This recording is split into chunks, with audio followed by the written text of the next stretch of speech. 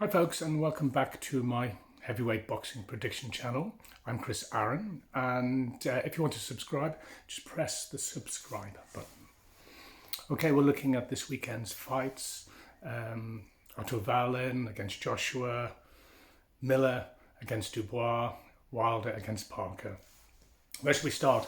Crikey, where do I start? Well, many of the British-based fighters are kind of at a crossroads at the moment. So, for example, Joshua still looking a little bit unsure of himself. Against Franklin, he was sort of pity-patting the jab. So he really needs to reinforce his jab a great deal more this time around and let the punches just flow from that. Let the heavy punches flow from that. In the past, when you look at fighters like Larry Holmes, they would often go the distance. Now, of course, Holmes didn't really have Joshua's power, but at the same time, there's no shame in going the distance. Joshua went the distance with Franklin, and the crowd weren't happy about it. I can't say I was happy about it, but I watched the fight again recently, and he boxed very well in that fight. And again, of course, in his fight against Helenius, he knocked Helenius out. He looked mentally a bit more robust, Anthony Joshua. And again, he's a bit of a crossroads in his career. He's been in the wilderness for quite some time now, since 2019, when he lost to Andy Ruiz. And of course, most people feel he hasn't quite gotten over that yet. The fact he was on the offensive and looked like he was about to win when Ruiz, clocked him on the chin, and it all went pear-shaped. And, you know, that was meant to be his big American dream. And it all went to pieces. And he went to pieces. But in fairness to him, he's picked himself back up, and we're looking to see, how he finds himself in this comeback. You've got to fancy his chances in this, of course. Valen's a good fighter. He has spiteful punches. He's got a good engine. He's young. He's talented. But I think Joshua will beat him. I don't know if he'll knock him out. I suspect he may well do. But a lot of these fights are all about the jab.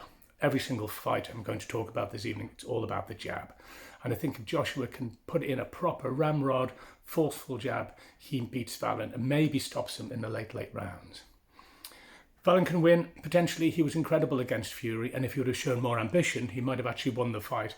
In fact, if he would have had the cuts that Fury had in their fight, the referee wouldn't have let him go on. There was a bit of a bias there to Fury, it might be said, allegedly. Anyway, so I've got Joshua for a win on points, possible late stoppage. He's keen to look good, I think, this time as well.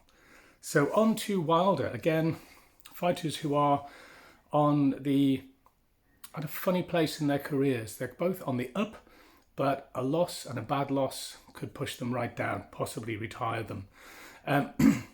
Parker, I think, under Andy Lee is better. He's more aggressive. Perhaps he's hitting a little bit harder. He's never had concussive power, but at the highest level of heavyweight boxing. Whereas, of course, Wilder has. Now, his question is, what is left of Wilder as well? He was basically filleted a couple of times by Tyson Fury, put up a fantastic fight for the third time they met, had Fury down. But he was wobbled in almost not every fight, but maybe 3 fights before in his time back in the ring in the last few years. So my point is, hard to know what is left of Deontay Wilder. He looks fresh as a daisy when you see him, and he looks bright. He looks motivated, but the thing is, as Tyson Fury said, with Deontay Wilder, even he doesn't know when he's gonna fire that right hand of his, or his left hook, which is equally as potent. It was an amazing victory over Helenius, but we just don't know how much punishment he can actually take. Yes, we know he can give it out, but how much can he actually take? It's really up to Parker he'll have a game plan, and he'll follow it to the letter. He didn't do that against Dubois, and he paid for that in many ways, even though he was against Joe Joyce, excuse me. He was outgunned by Joyce, and physically he wasn't perhaps big enough to deal with Joyce on the night. But he'll be better and stronger. But I think after such a hard fight with Joyce, I think he'll do well against Wilder for a limited amount of time, and may do very, very well against Wilder. He may even put him down, you never know. But I think eventually one of Wilder's big shots will have Joseph Parker out, probably around sort of round 8, something like that. Okay, so if he can utilise the jab, Parker, then and utilise it effectively, then and come forward and push Wilder back, then he has every chance of winning. But how long can he do that for? As Wilder says, he doesn't have to be good for 12 rounds. He only has to be good for 12 seconds, and it's all over. So, a slight misquote, but you get my drift on that. Finally, on to Dubois against Miller. Well, this, in many ways, I think is the most fascinating, because if Dubois loses, he's in this funny position where he's plateaued in his career. And so he's really good as a contender, stroke fringe contender, but he's never going to win a world championship, perhaps no matter how fragmented the belts become. He did really well against Usyk, we all know that.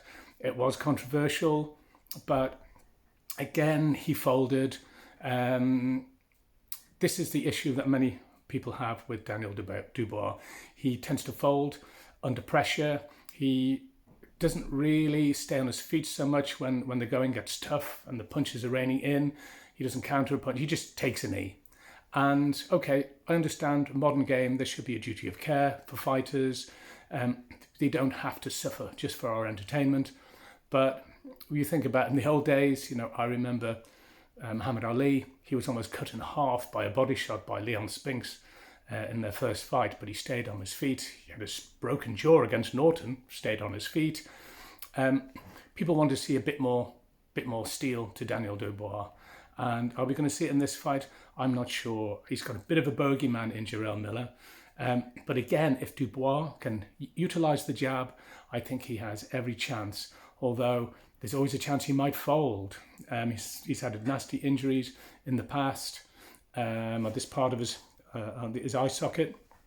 So it's a tricky one to call, but I'm going to go for, I think Miller will just overwhelm him, to be honest, at the moment. I'll be putting in another prediction in a day or so, but just for now, I'm going with Miller. I think he'll just overwhelm Dubois. I think Dubois will do okay with his jab for a while, but Miller will just be too spiteful for him. All right, don't forget to subscribe. Thanks very much for listening, and catch up with you soon. Bye-bye.